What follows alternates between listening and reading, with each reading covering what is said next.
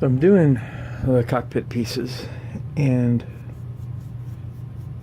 those dials are just too small for me to manually paint in. So I'm trying something, and it seems to be working. So what I'm doing is I'm taking a bit of this pale blue gray from Vallejo, and I'm dry brushing it. So take a shot of that there, and then that's how I get it ready. Some people use paper towel, I don't. And then I'm just giving it an overbrush. As you can see, it's bringing that out. So I am going to have to go back and touch up the background. But as you can see there, the dials just came out, and that's worth it. So redoing the background and getting a better color in the background is worth it if I get the dials to come out like that with just doing with this dry brush. So it's just a matter of going back and forth.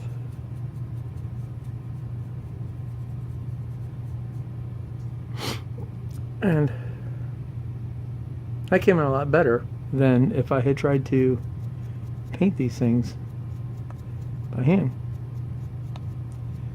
So I'm getting the details in. And there we go. So I just wanted to, I don't normally do a how I do things, because I usually get stuck in on doing something, but this was one where I was in the process of doing this, and it came out a whole lot better than I had anticipated it was going to. And this is giving me some of these details that I hadn't expected to get. So I wanted to share that real quick, because it might be, for those of you who do not have the same kind, or who have the same kind of hand skills that I do, that is to say, not a lot. So that might be a technique that works. So I'll go on and do the rest of the cockpit tub, and then I'll be back. Thank you. So there's one other thing I wanted to point out. I pointed out as we were looking at the various things that there were different types of panels. Now, one of the things I've noticed is this step here is they're calling for part 8 in both sides, and that is part 8, but they are different. One's smaller than the other. According to the instructions, they're the same, but when I look at those, they're not. So I'm going to be taking a look and seeing which, if it matters. I don't have a figure, so it shouldn't. But when I go to put them in, I'll be checking it. I'm pointing it out again as one of those things to notice. All right, moving on to finishing putting the tub together. Okay, so the next thing. So I have the tub basically, put together, finished up. Oh, yes. So when we go to put it into the fuselage, what we see is that. So the side is plain. There's not a lot of anything happening there. You look at pictures of the F-4 cockpit, and there's a lot of stuff there. So I looked and did a little research, and all of the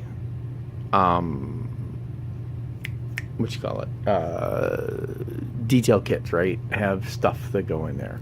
So that's the next thing. Again, I am making a point to try to build this out of the box. The only two things I did get were the ejector seats and the covers. So The rest of it I'm trying to just make do with what I have. So what I'm going to do, I'm going to take card, because there's that gap right there, right? So that's the first thing that I notice that actually will annoy me when I look into this, is I'll see that gap. So the first thing I'm going to do, cover that with this, make some details, and then we'll see what we get. So we'll fiddle with that, and I'll be back. All right, a little more detailing on the cockpit tub and on the side. So it really doesn't have a lot, and in all honesty, is it super detailed, and does it look like what's the word I'm looking for, aftermarket resin pieces? No, and honestly don't care. It gives it a little more interest. So the overall cockpit, that when you glance down in there, you're going to see a little more stuff. You know, you'll see a little more things up on the wall. The cockpit's got a little bit more details on the back pieces. When I do finish putting this together, I will go ahead and I'll do wiring down through off the back of this, because that's one of the things you do see when you look in the back of an F4 and you look in the front. You see the wirings from the instrument panel for the rear driver come down through there. But I'm working on the cockpit. I did add that piece there so that when you look down, you see that what was in here didn't look all that fantastic. So got to mark those, do those. Also have the these pieces here.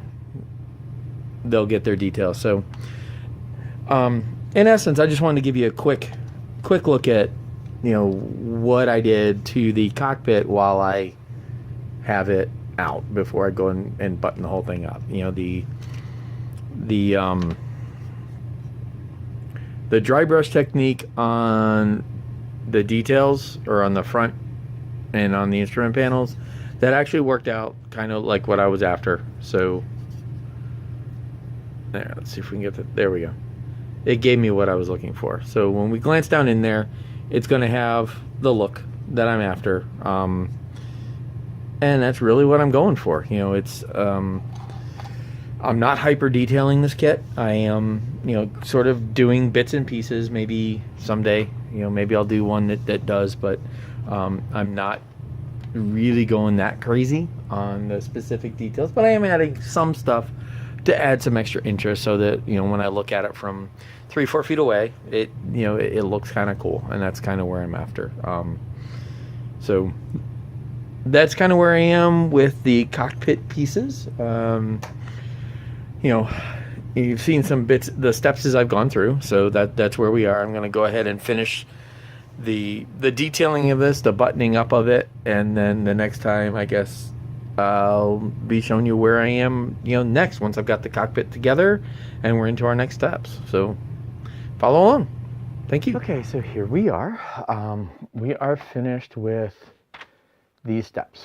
I have all but this piece, this step I have not done. So all of this is done mostly.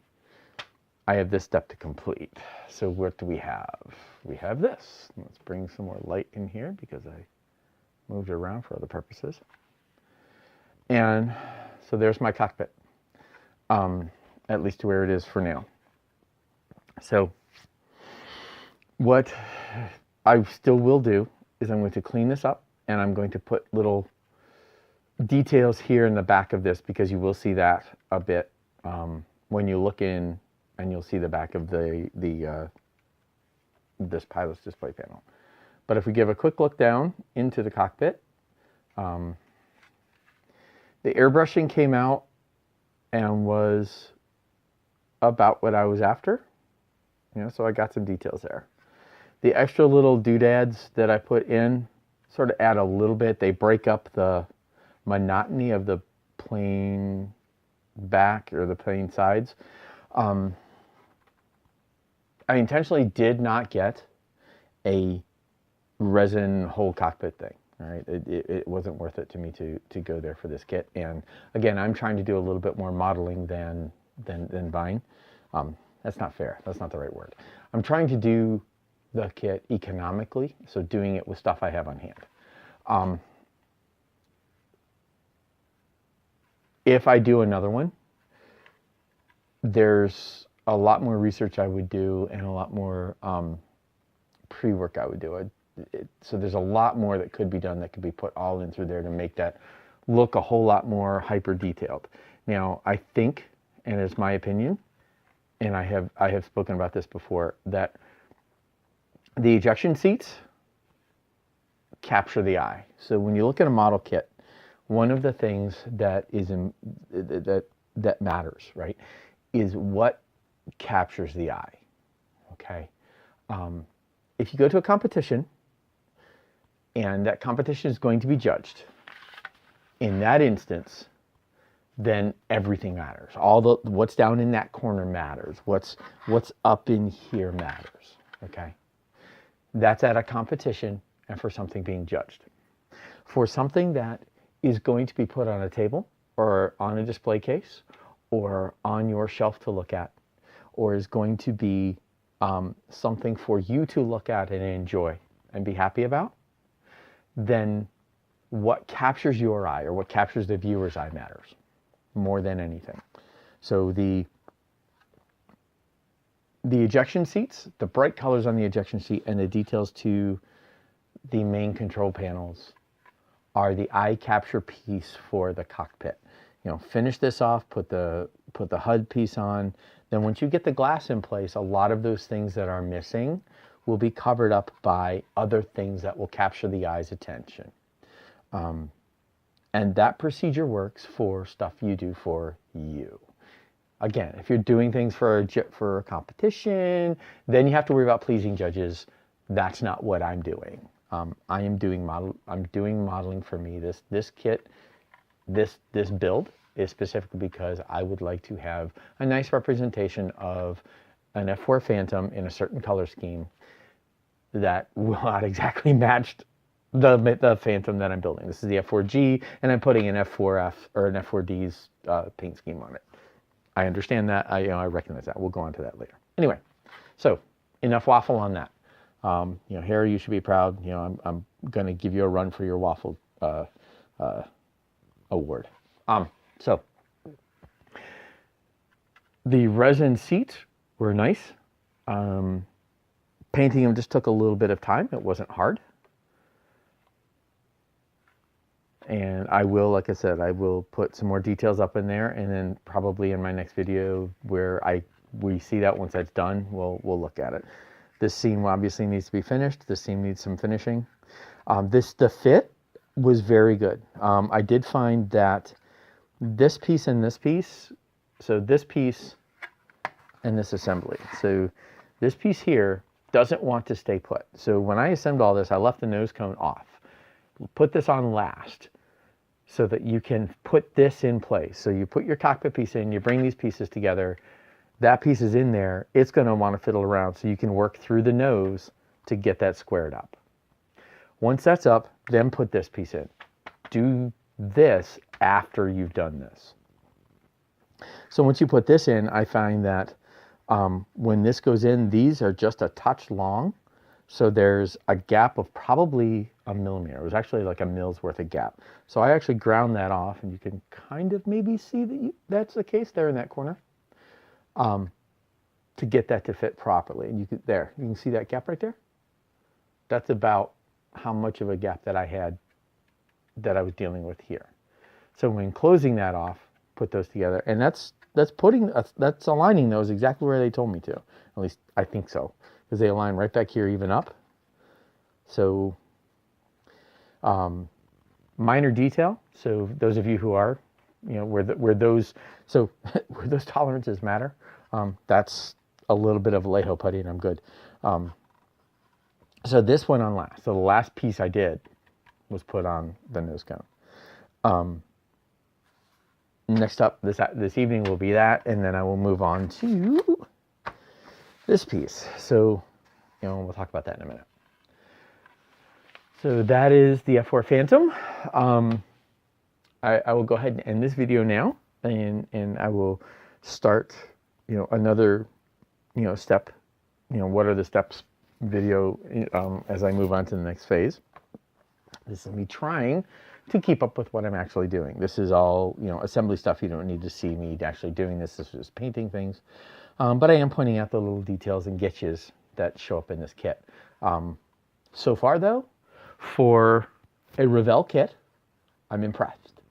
I'm accustomed to Revell kits being unpleasant when it comes to fit. There's a little bit of fit issue here, but that's just a little bit of putty and we're good. So that's that. Now, before I move on, I will point out the one little bit that I did acquire, and this is this. So this is the paint scheme I'm going to do, and this is so as you can see, this is for an F-4D, and I believe the F-4D has a shorter nose than the F-4G. So you guys have you guys who count the rivets, sorry, I know this will probably jar you, but the paint scheme is what I like. I really like this paint scheme. So, sorry. It's all black underneath. We have the gray at the tail fins and underneath here. And then we have the three-tone camo, which is a look I really like. And these are the water slide transfers for the Night Owls. These were a nighttime search and destroy squadron, and they would fly night missions usually with one plane at a time, which is interesting. They would go out, run a sortie, and as they were finishing, like Night Owl 6 was finishing a sortie at certain time of night, Night Owl 7 would then take off and then continue. So they would pound the Ho Chi Minh Trail over and over and over, yes, all night long, using flares and night attack tactics. These guys developed night ground attack tactics for the F4. So there's a lot of history to the Night Owls. So that's really kind of cool, and I like the look of it. So again, that's something I will be doing with this kit. So with that, again, 9 minutes in, I will go ahead and let you guys go. Again, as always, what you see with my build videos is me just trying new things, trying things out, and I hope that this inspires you who are watching to do the same. I hope you find this as a motivation to give something new a try. So thank you very much, and this will be the end of this video This will be the end of this video, and I will stop fumbling around with my words, bid you a good evening, and talk to you next time. Thank you.